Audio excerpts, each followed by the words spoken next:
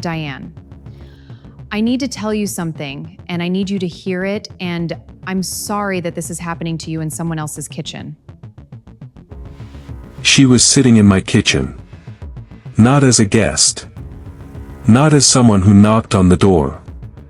She was sitting in my kitchen, at my table, with a mug that I bought at a market in Vermont the summer my husband and I got engaged, and she had no idea.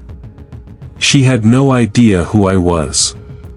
She thought I was the neighbor who came to water the plants. That's what Matthew told her. My neighbor, Claire. She checks in when I travel for work. His neighbor. 11 years of marriage. A daughter in the 3rd grade. A mortgage. A dog named Biscuit who slept at the foot of our bed. And I was the neighbor.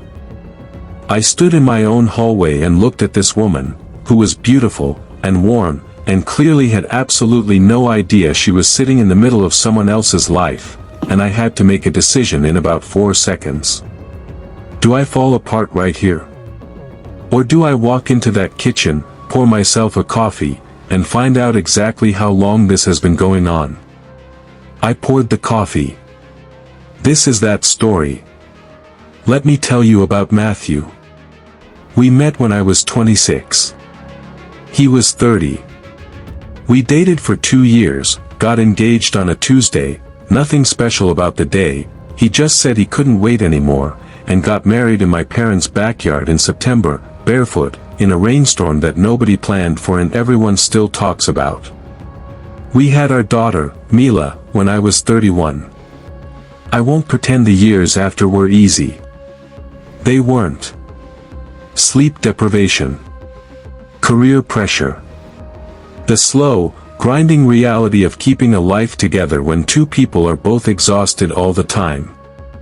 We had bad years. I set my mug down on the counter. Very carefully. And I said, and I want you to understand, I'm still not sure what made me say it this way, I said, Diane. I need to tell you something, and I need you to hear it, and I'm sorry that this is happening to you in someone else's kitchen. She went very still. I'm not the neighbor. My name is Catherine. Matthew is my husband. We've been married for 11 years. Our daughter's backpack is on the hook by the door. The thing I remember most is how long she looked at me without saying anything. And then she looked at the backpack. And then back at me.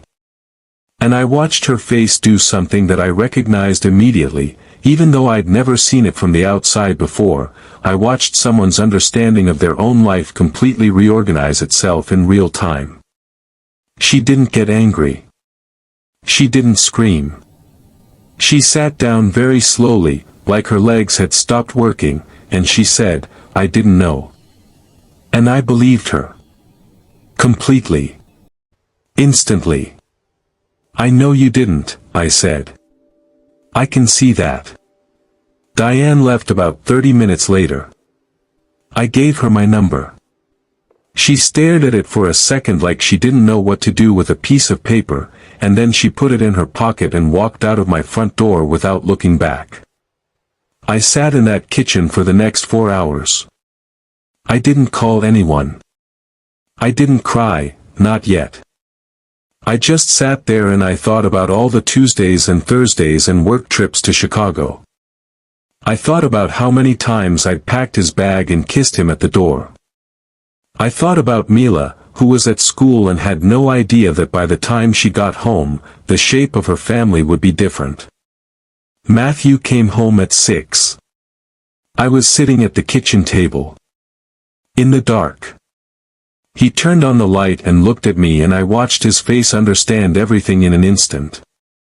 He'd come home early because Diane had texted him, just 3 words, she was here.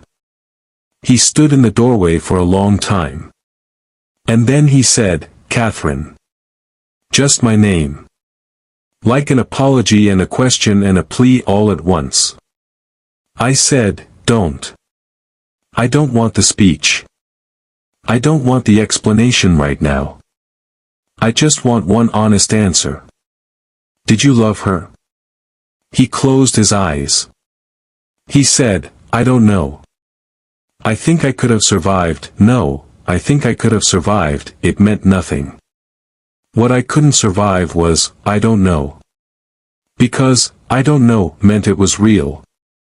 It meant he had gone somewhere with another person that he couldn't yet come back from completely. And I didn't know what to do with that kind of honest uncertainty. We sat there until Mila's school bus pulled up outside. And something happened in the 10 seconds it took to hear that bus. We both looked at the door, and then we looked at each other, and without saying a G word, we agreed to hold ourselves together until she was in bed. Parents do that. Even broken ones. We made her dinner. We helped with her homework. Matthew read her a story. I listened from the hallway.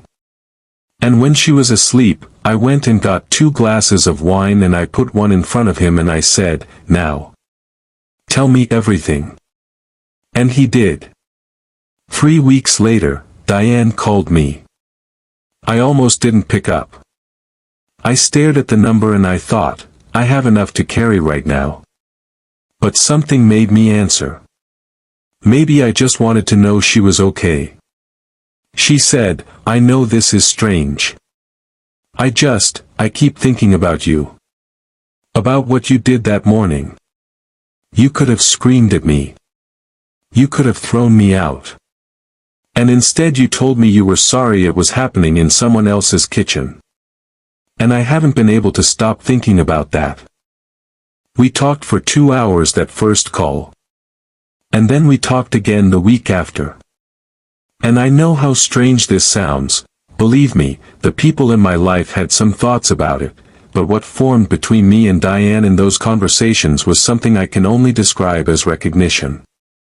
2 people who had both been handed a version of a man that wasn't the complete picture, trying to understand how that happens.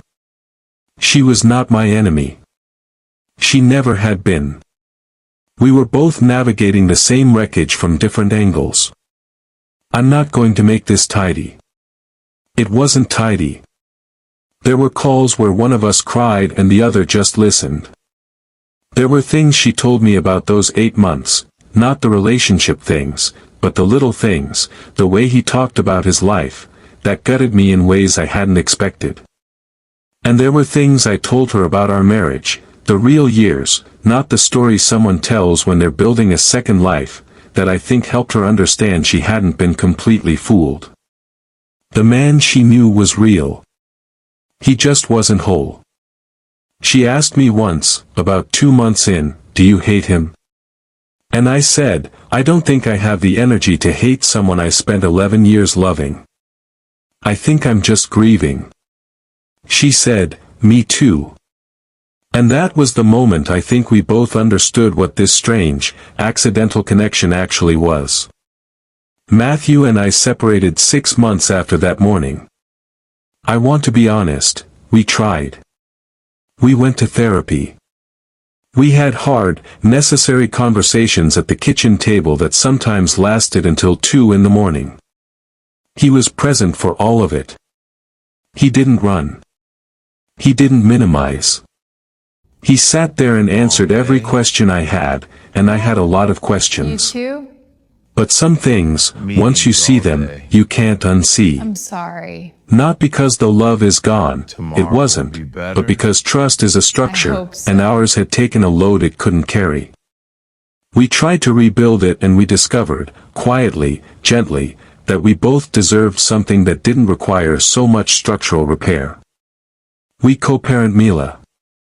We are decent to each other. Some days that feels like a miracle. Matthew and Diane did not stay together.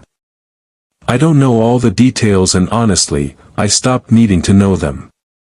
What I know is that whatever he was running toward, it wasn't something that could survive being seen clearly. Diane and I say this knowing how it sounds, became real friends. Not because we're saints. Because we were honest with each other in a situation where most people would have chosen enemies, and that kind of honesty creates a strange and durable bond. She came to Mila's birthday party last spring. She brought granola. Mila loves her. People ask me all the time, aren't you angry? And the honest answer is, yes. I was furious. I am still, sometimes, on the random Tuesday when something small reminds me of the specific shape of the lie. Anger is a completely appropriate response to being deceived. Don't let anyone tell you it isn't. But anger is not the same as bitterness. Anger moves through you. Bitterness takes up residence. I chose to let the anger move. What I carried forward instead was this, the version of me who walked into that kitchen and poured the coffee and sat down and told the truth, I really like her. I didn't fall apart. I didn't perform.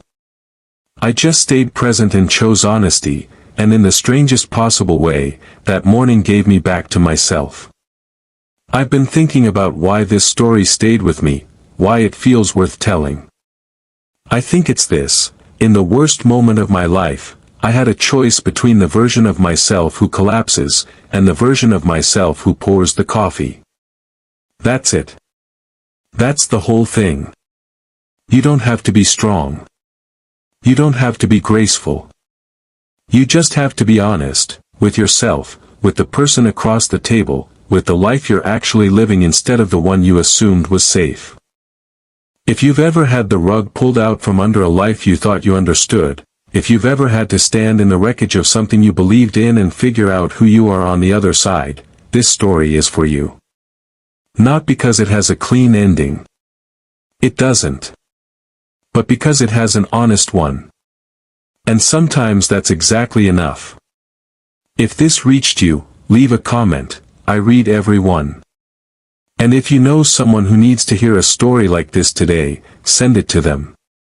Sometimes the most useful thing we can do for someone we love is say, you're not alone in this.